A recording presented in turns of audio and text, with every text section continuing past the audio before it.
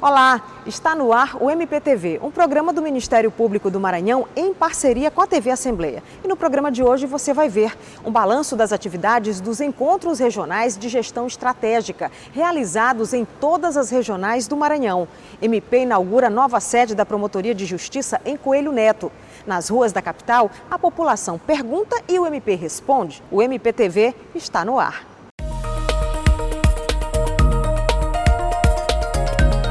Foi inaugurada no dia 12 de junho a nova sede da Promotoria de Justiça de Coelho Neto. Confira. No dia 12 de junho, o Ministério Público do Maranhão inaugurou a nova sede das Promotorias de Justiça da comarca de Coelho Neto. É uma promotoria que atende a todas as necessidades de portadores de deficiência visual, deficiência física e, sobretudo, representa para o Ministério Público em Coelho Neto a dignidade para o trabalho dos membros e servidores e para o atendimento da população. Sobre a nova casa do MPMA, a promotora de justiça Elisete Pereira dos Santos destacou que a comarca passa a viver uma nova etapa de sua história. Eu, na condição de diretora das promotorias, fico muito feliz. Com certeza nós teremos um melhor atendimento aqui na promotoria, daremos continuidade à prestação de serviço, uma prestação de serviço eficiente e que atenda às populações de Coelho Neto, Duque Bacelar e Afonso Cunha. O projeto foi desenvolvido com o objetivo de aprimorar o atendimento ao público e proporcionar condições adequadas de trabalho. Na oportunidade, com uma placa fixada no hall de entrada da promotoria, o Procurador-Geral de Justiça prestou homenagens a todos os promotores de justiça que passaram pela comarca. Este mês nós entregamos 3 promotorias novas, uma na cidade de Codó, outra na cidade de Timon e agora a comunidade, a sociedade, o município, o povo de Coelho Neto. É a porta de entrada da cidadania e nós esperamos que aqui seja a casa do cidadão, a casa da justiça. O Ministério Público do Maranhão realizou no primeiro semestre deste ano, em todas as regionais do estado, os encontros regionais de gestão estratégica. Entre os principais objetivos dessa iniciativa está o combate à sonegação fiscal. Durante a realização dos 7 EREGs, foram 85 termos de ajustamento de conduta firmados com os gestores e 201 membros e servidores capacitados nos cursos oferecidos pela Escola Superior do Ministério Público. Para conversar conosco sobre este assunto, eu recebo agora no estúdio o Procurador-Geral de Justiça, Luiz Gonzaga Martins Coelho. Olá, procurador, seja bem-vindo ao MPTV. Olá, tudo bem, Luciana? As ordens. Procurador, qual a sua avaliação a respeito da realização dos 7 EREGs nesse ano de 2019? Momento muito importante para o Ministério Público, este momento de aproximação com a sociedade. Quando nós nos propusemos a ser Procurador-Geral de Justiça, assumimos este compromisso de interiorizar as ações do Ministério Público e temos buscado, através da regionalização e da interiorização, esse canal de diálogo com o Ministério Público, com a sociedade e com os gestores. Então, nesses EREGs, durante esses últimos 2 meses, nós tivemos a oportunidade de visitar o Maranhão de norte a sul, de leste a oeste. Começamos com o primeiro encontro regional realizado na cidade de Imperatriz, depois fomos a Balsas, depois na Baixada, na cidade de Pinheiro, fomos a Chapadinha, depois fomos para a região do Pindaré, em Santa Inês, depois a Timon e, por último, encerramos na cidade de Presidente Dutra, na semana passada, com a presença do presidente da FAMEM e todos esses encontros com os nossos colegas promotores de justiça e com os prefeitos, dialogando, buscando essa articulação, o Ministério Público desmistificando uma velha lenda de que Ministério Público, o promotor não gosta dos políticos. O Ministério Público sentando à mesa com os prefeitos, com os vereadores, com os promotores, para buscar os termos de ajustamento e os termos de adesão numa visão maior de resolutividade dos graves problemas que acontecem no nosso Estado. Procurador, se a gente for analisar os números, 85 termos de ajustamento de conduta assinados durante esses EREGs, mostra realmente que os gestores entenderam qual é o papel do Ministério Público e a disponibilidade em ajudar realmente para melhorar a vida da população, né? Exatamente.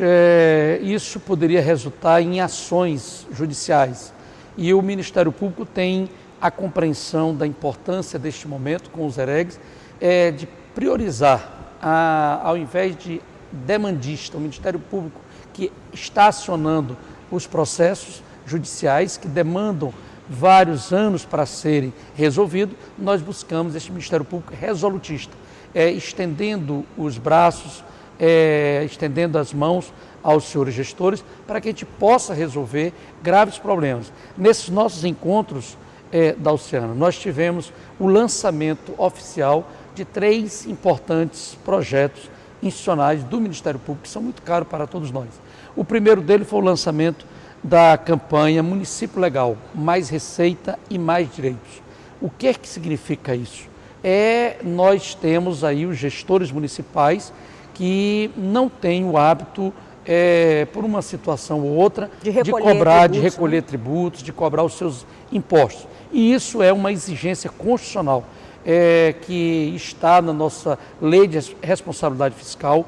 O gestor que não cobra o seu tributo, ele está passivo de responder a um processo por improbidade administrativa, o artigo 10 da nossa lei de probidade. E aí o que acontece? Não é esse o objetivo do Ministério Público, a judicialização, a penalização, punir o gestor. O que nós queremos é resolver o problema. Os gestores vivem hoje com o pires na mão, à mercê do governo do Estado e do governo federal, buscando recursos. Só que nós vivemos a maior crise econômica e financeira de todos os anos, de todo o período. Então, o gestor tem que se conscientizar que da União virá os recursos constitucionais, normais, que é o da educação, sim, recurso do Fundef, o recurso da saúde, do SUS, as transferências do Fundo de Participação do município. Do Estado vem aqueles recursos que são convênios voluntários, transferências voluntárias, através do convênio de um mais asfalto, de uma praça, enfim, de uma obra de construção de uma escola. Mas nós não mudamos o grave problema que são a questão da implantação, implementação das políticas públicas. Nós não melhoramos os indicadores sociais, nós não vamos melhorar a qualidade da saúde, da educação, que está lá na Constituição, no seu artigo 5º, que todos são direitos fundamentais do cidadão. E essas medidas de políticas públicas nós só vamos implementar se os gestores cumprirem fielmente com sua responsabilidade. Alguns gestores dizem pelo interior, doutor, mas cobrar imposto não dá voto. Ao contrário, o que nós vimos nessas viagens que nós tivemos foi o depoimento de prefeitos que disseram: nós cobramos o imposto, nós prestamos conta desse recurso. Nós colocamos lá uma construção dessa rodoviária, a construção dessa praça está sendo construída com recursos 100%, recursos próprios, recursos cobrados do IPTU, por exemplo. Imposto sobre serviço, é o IPTU, são as taxas, as contribuições de melhoria, enfim, são um leque, uma gama de impostos que os gestores deixam de cobrar. Nós vimos que alguns municípios, bancos que funcionam nos municípios não pagam os impostos. Então, é uma medida de conscientização. Sim. Os gestores estão compreendendo dessa necessidade, o Ministério Público vai auxiliar esses gestores. Para isso nós criamos 4 promotorias regionais da defesa da ordem econômica e do combate à sonegação fiscal, que irão apoiar os promotores das suas comarcas e esses municípios para que a gente possa implementar. Um outro projeto muito importante que nós estamos lançando é o município cidadão consciente, gestor consciente, transparente. Gestão transparente. Esse município esse projeto é o que trata da questão dos acúmulos indevidos de cargos. É uma realidade nas administrações municipais. É uma realidade recorrente, grave, num país em que nós temos mais de 14 milhões de desempregados, pessoas que se formam, que têm disponibilidade de tempo, que querem trabalhar, e aí fico aí hoje no Maranhão pelo levantamento que foi feito pelo Tribunal de Contas do Estado, que foi repassado para o Ministério Público. Nós temos aí aproximadamente, só no estado do Maranhão, 40 mil vínculos de cargos acumulados. Então, esse projeto começou, é um projeto piloto que iniciou na cidade de Imperatriz, por iniciativa da colega Naíma e pela colega Glaucia de Açailândia. E vejo, só por exemplo, Imperatriz, tinham 1.560 cargos, vínculos cumulativos. Nós detectamos, por exemplo, na cidade de Imperatriz, que tem uma pessoa que tem 13 vínculos empregatícios. Imagine. 13? 13 vínculos. Cidade tinha emprego na cidade do Tocantins, tinha no estado do Goiás, tem em Araguaína, Nossa. tem nas cidades vizinhas de Imperatriz, no entorno todo. Essa pessoa não trabalha, são servidores fantasma que não prestam o seu devido cumprimento do dever. Então, o Ministério Público está com esta campanha, isso nós estamos contra o Estado, os municípios, fizemos recomendação a todos os órgãos e poderes do Estado e é uma campanha que tem sido muito bem recebida por todos, não só pelos gestores, como pela toda a sociedade. E por último é o projeto De Olho na Constituição, que trata do nome de pessoas vivas. A nossa Constituição Federal ela é muito clara que não é permitido o nome de pessoas vivas em prédios e logradouros públicos. Mas, infelizmente, ainda vemos em algumas situações, em alguns municípios, em alguns órgãos, essa prática.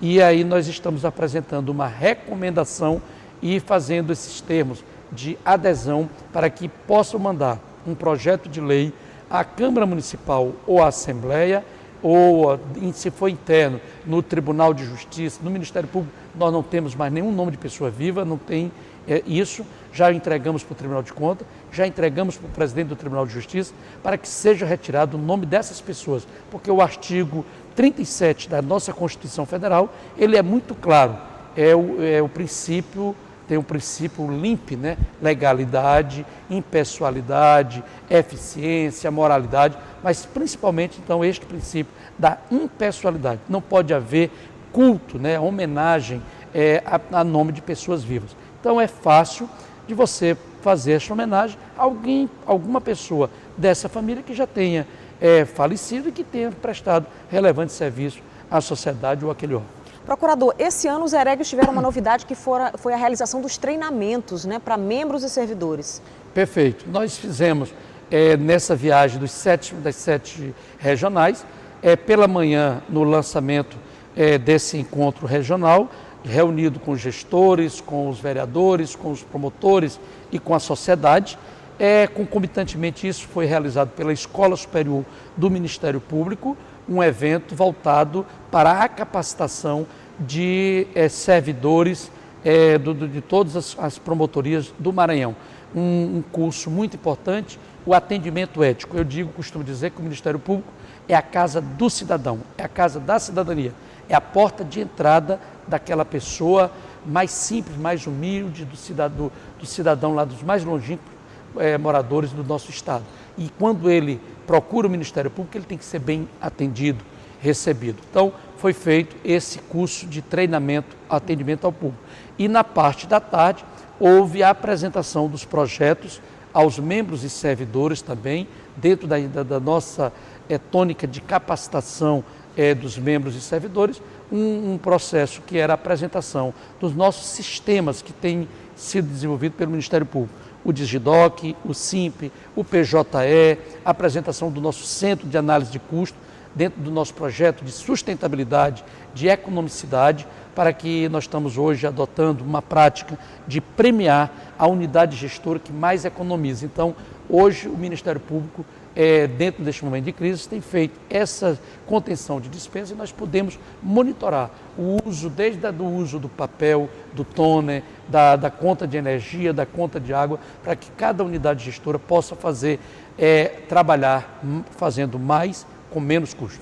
E falando em cidadania, o Ministério Público tem investido bastante nos últimos 2 anos em ampliar e melhorar esse atendimento à comunidade com a inauguração de novas sedes. Já foram mais de 30 nos últimos 2 anos e esse trabalho continua até o final do ano, né? Com certeza. Eu tenho a alegria, a felicidade de estar liderando o Ministério Público neste momento, embora muito difícil, mas a gente está conseguindo superar essa crise com muita austeridade nos gastos do dinheiro do Ministério Público. Nós temos conseguido inaugurar algumas promotorias. Agora, neste último mês, entregamos a comunidade de Codó, a comunidade de Timon e, por último, Coelho Neto, 3 novas sedes, que eu digo sempre, não é uma casa somente para os servidores e para os membros, mas principalmente para o cidadão que procura o Ministério Público, porque é ele o nosso destinatário das nossas ações. E vamos continuar. Daqui ao próximo 2 meses, vamos inaugurar a promotoria de Barra do Corda, a promotoria de Caxias e de Governador Nunes Freire e Lago da Pedra. Enfim, é este Ministério Público que não para, este Ministério Público que está aí próximo do cidadão e sempre procurando cada vez mais e melhor prestar esse serviço a toda a classe a sociedade maranhense. Procurador-Geral de Justiça Luiz Gonzaga Martins Coelho, muito obrigada pelos esclarecimentos aqui no MPTV. Eu que agradeço, Dalciana, e digo que esse fruto, quero oferecer todo esse trabalho. O Ministério Público do Maranhão tem sido reconhecido nacionalmente. Nós recebemos, fomos bicampeão 2 vezes, nossa premiação maior pelo Conselho Nacional do Ministério Público, no combate à corrupção e o nosso projeto de sonegação fiscal. E agora, por último, estamos entre os 5 projetos indicativos de premiação, 4 deles dentro, de novo, do combate à corrupção, o Ministério Público do Maranhão sendo premiado e reconhecido pelo Ministério Público brasileiro. Então, isso é motivo de muito orgulho e eu ofereço todos esses títulos aos membros e servidores do Ministério Público, que são os operários da cidadania, que no dia a dia fazem esse trabalho em prol da sociedade maranhense. Muito obrigada. Obrigado a você. A pessoa que tem deficiência física, ela tem direito à gratuidade no transporte público? Essa pergunta é muito importante, a começar pela própria terminologia que foi utilizada. Desde 2006, é errado a gente falar pessoa portadora de deficiência física, pessoa portadora de necessidades especiais. A Convenção sobre os Direitos da Pessoa com Deficiência prevê que o termo correto é pessoa com deficiência. E isso é assim justamente para que nós possamos identificá-la como sujeito de direitos, como alguém capaz de tomar as rédeas e as decisões da sua própria vida. Então, dito isso, em relação à questão do passe livre, a pessoa com deficiência, ela tem sim direito à gratuidade, desde que comprovadamente carente. E esse cálculo, é feito da seguinte maneira: pega-se a renda média mensal daquela família, divide-se pelo número de integrantes de membros. Se o valor final, per capita, for inferior a um salário mínimo, ela é considerada pessoa carente. De modo simples, uma renda mensal de R$4.000, por exemplo, de uma família composta por 5 pessoas, se nós dividirmos os R$4.000 por 5, vai dar um cálculo de R$800 por pessoa.